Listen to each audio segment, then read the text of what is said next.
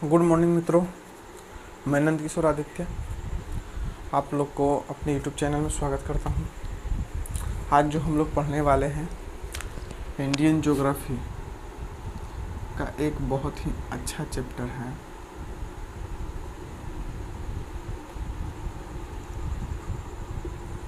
भारत की अवस्थिति एवं विस्तार। यानी भारत कहाँ स्थित है और भारत का विस्तार कैसे है, जिसके बारे में आप लोग को जानेंगे। चलिए शुरू करते हैं। भारत की जो स्थिति है यह विश्व का ग्लोब है। विश्व के ग्लोब में पूरे पृथ्वी को जो बीच से जाने वाली रेखा, यानी पृथ्वी को दो बराबर भागों में बांटने वाली जो काल्पनिक रेखा है, जिसे 0 डिग्री का है, जिसे हम लोग कहते हैं विषुवत रेखा,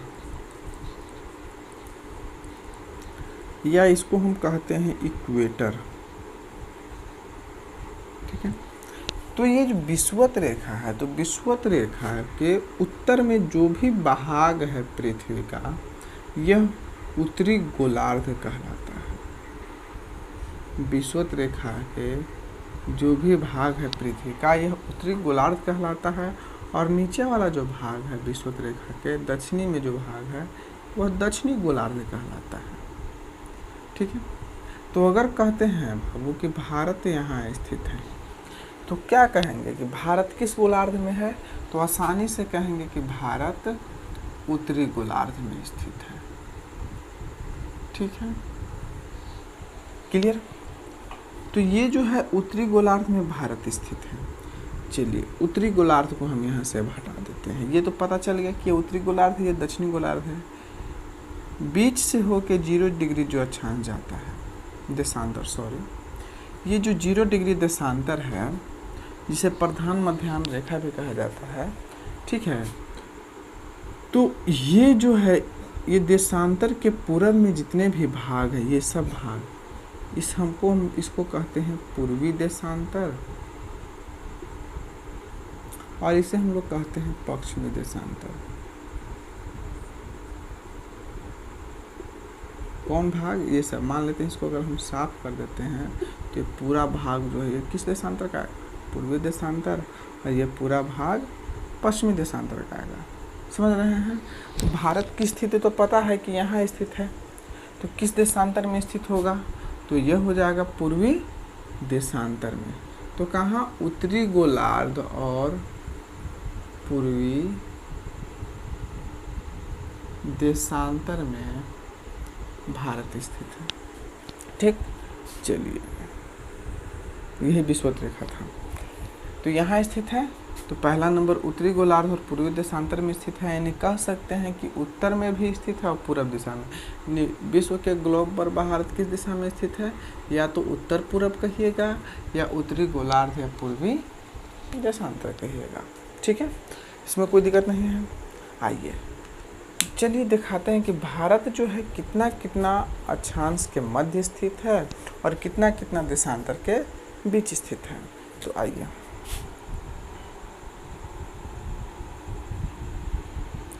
भारत का जो दक्षिण का जो भाग है, जैसे मान लेते हैं कि यहाँ हम छोटा सा भारत बना लेते हैं।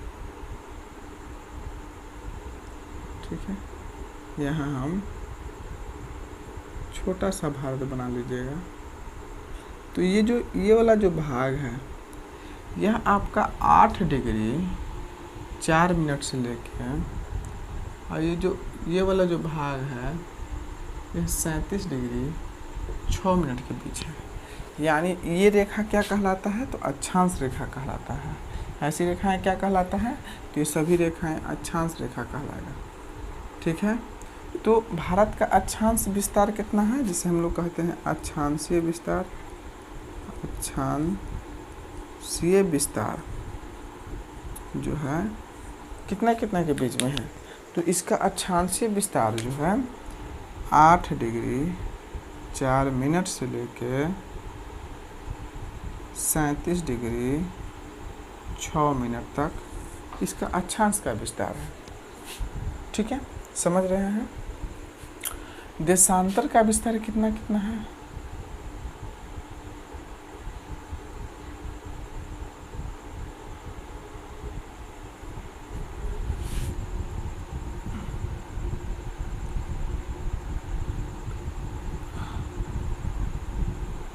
देखिए ये जो देशांतर का विस्तार है, यानी इसका पश्चिम में जो देशांतर है ये वाला लाइन, यह जो है 68 डिग्री 7 मिनट से लेकर के ये जो है 97 डिग्री 25 मिनट तक इसका देशांतरीय विस्तार है। अक्षांशीय विस्तार है 8 डिग्री 4 मिनट से लेकर के 37 डिग्री 6 मिनट तक, लेकिन वही कहा जाएगा देशांतर का विस्तार। तो देशांतर का विस्तार है 68 डिग्री 7 मिनट से लेके 97 डिग्री 25 मिनट तक इसका देशांतर का विस्तार है। ठीक है, पहला नंबर की किस का भारत विश्व के ग्लोब पर किस दिशा में स्थित है? तो उत्तर पूर्व दिशा में स्थित है, यानी उत्तरी गोलार्ध और पूर्वी देशांतर के बीच स्थित है। ठीक है, उत्तरी गोलार्ध में अगर स्थित है तो कितना कितना अक्षांश के बीच स्थित है? तो 8 डिग्री 4 मिनट से लेकर 37 डिग्री 6 मिनट तक, है ना। और पूर्वी देशांतर के बीच स्थित है, तो देशांतर कितना कितना देशांतर के बीच स्थित है? तो 68 डिग्री 7 मिनट से 97 डिग्री 25 मिनट तक ये भारत का क्या है? विस्तार है। ये समझ गए होंगे। आइए आकर के आगे चलते हैं।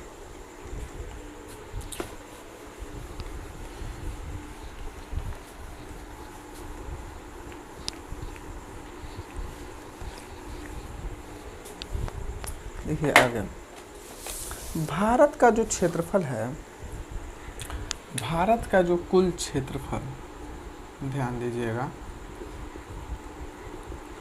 32,87,263 वर्ग किलोमीटर है। 263 वर्ग किलोमीटर है, जो कि पूरे वर्ल्ड के क्षेत्रफल का, है ना, पूरे वर्ल्ड के एरिया का 2.4% है, जो कि पूरे वर्ल्ड के क्षेत्रफल का 2.4% है। यानी क्षेत्रफल में भारत का जो स्थान है आपका, क्षेत्रफल में भारत का स्थान कितना स्थान आ जाएगा? तो 7वां स्थान आता है। ठीक है, तो 6 बड़े देश कौन से हैं क्षेत्रफल जिनका बड़ा है? तो सबसे पहला नंबर क्षेत्रफल की दृष्टि से सबसे बड़ा देश जो है वह है रूस, दूसरा कनाडा, तीसरा चीन, चौथा अमेरिका,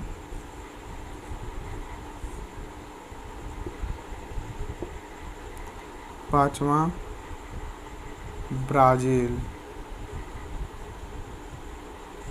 छठा ऑस्ट्रेलिया, और जो 7वां स्थान है वह किसका आता है? भारत का। यानी क्षेत्रफल की दृष्टि से भारत का स्थान क्या है? 7वां है ना। इसका कुल क्षेत्रफल कितना है? तो 32,87,263 वर्ग किलोमीटर। ठीक ना। जो कुल एरिया का कितना परसेंट है? तो 2.4% है, यानी पूरे वर्ल्ड के, यानी विश्व के क्षेत्रफल का 2.4% है। चलिए आइए अब देखते हैं, भारत की बात करेंगे तो इसकी जनसंख्या में, तो भारत की जनसंख्या जो है वर्तमान समय में 130 करोड़ से पार कर चुका है ना। यानी भारत की जनसंख्या 130 करोड़ यानी 125-30 करोड़ के लगभग में है, मतलब लगभग है। ठीक है, यानी जनसंख्या की दृष्टि से भारत का जो स्थान है यह आपका दूसरा स्थान है। जनसंख्या की दृष्टि से भारत का स्थान दूसरा स्थान आ जाता है, और प्रथम स्थान किसका आ जाता है? चीन का आ जाता है। प्रथम स्थान जनसंख्या की दृष्टि से, है ना, चीन का आ जाता है, और दूसरा स्थान किसका आ जाता है? भारत का। नहीं, भारत में जितनी जनसंख्या निवास करती है, कुल जनसंख्या का 17.5% जनसंख्या भारत में निवास करती है। पूरे विश्व की जनसंख्या का 17.5% जनसंख्या जो है भारत में निवास करती है। ठीक है। तो जनसंख्या है, ये आपका एरिया है ना, अक्षांशीय और देशांतरीय विस्तार है। ये 3 चीज़ तो समझ गए होंगे। आइए अब सबसे पहले हम लोग चर्चा करते हैं इसके बाद कि भारत का पड़ोसी देश, ठीक ना। देखिए भारत के पड़ोसी देश से पहले एक चीज़ जान जाइए कि भारत का जो उत्तर से दक्षिण की ओर विस्तार है और पूरब से पश्चिम की ओर जो विस्तार है, ठीक है। तो जो उत्तर से दक्षिण की ओर जो भारत का विस्तार है ये आपको 32-14 किलोमीटर है और पूरब से पश्चिम की जो विस्तार है 29-33 किलोमीटर है, ठीक है। देखिए अब गौर से यहाँ से समझिएगा, ये जो भाग है यह भारत का पड़ोसी देश नेपाल है। ये जो भाग है भारत का पड़ोसी देश भूटान है, ठीक है। ये जो है यह म्यांमार है,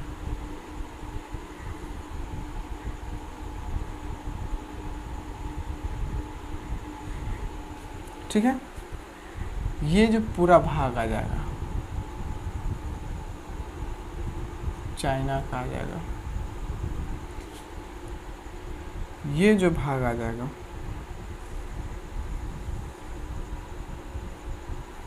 इतना बड़ा तो नहीं है,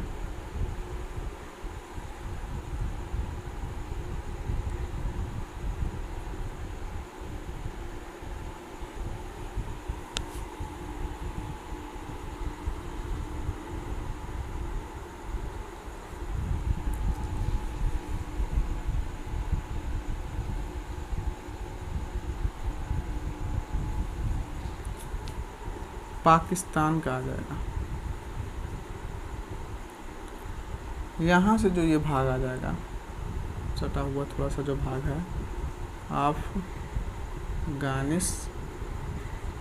का आ जाएगा, ठीक है। ये जो आपका भाग है ये बांग्लादेश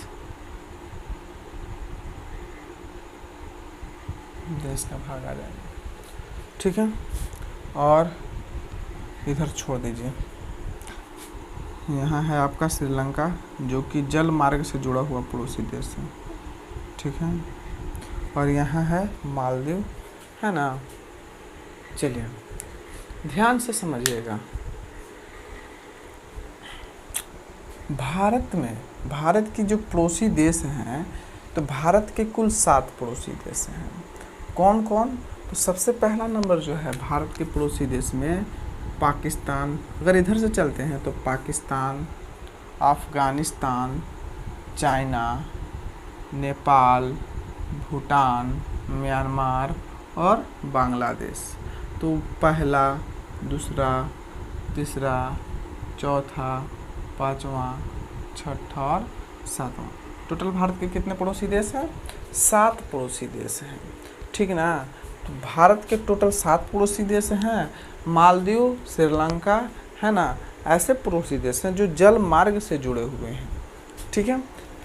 तो 7 और 2 9, है ना। तो कुल पड़ोसी देश की संख्या जो है भारत के 9 हैं, ठीक है। ये चीज़ ध्यान दीजिएगा। मालदीव यहाँ है और श्रीलंका यहाँ पर है, भारत के नीचे जो लटका हुआ है। यह जलीय मार्ग से जुड़े हुए पड़ोसी देश हैं, है ना। लेकिन मुख्य रूप से हमारे पास भारत में 7 पड़ोसी देश हैं, ठीक है। अब देखिए भारत जो है, भारत का जो स्थल सीमा का विस्तार है, आप लोग जानते होंगे कि यहाँ पे जो है भारत के बे ऑफ बंगाल है,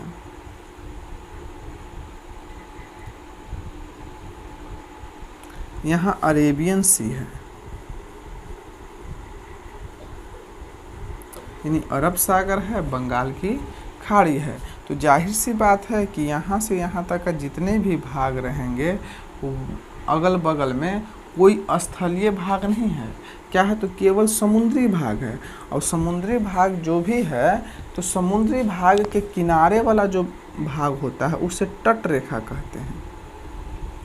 ये सब जो समुद्र के किनारे वाला जो भाग है ये क्या कहलाता है, तट रेखा है।